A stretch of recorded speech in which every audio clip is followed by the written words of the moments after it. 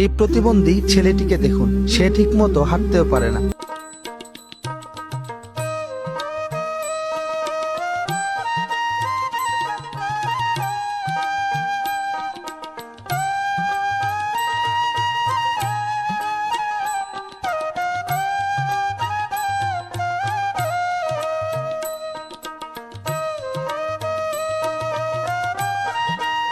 এই সবুজ মাঠের মাঝখান দিয়ে হেঁটে চলেছেন আমাদের তজিবর চাচা।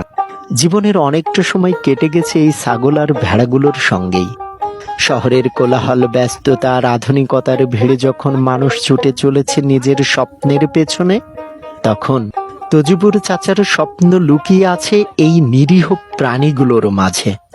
প্রতিটি সকাল তার শুরু হয় সূর্যের প্রথম আলো আর এই পশুগুলোর ডাক শুনে।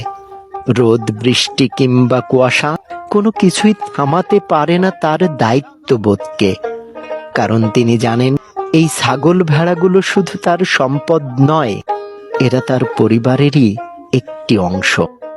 হয়তো তার জীবন খুব বিলাসী নয়, নেই বড় কোনো অর্জনের গল্প, কিন্তু আছে সততা, পরিশ্রম আর এক টুকরো শান্তির জীবন। এই মাঠ,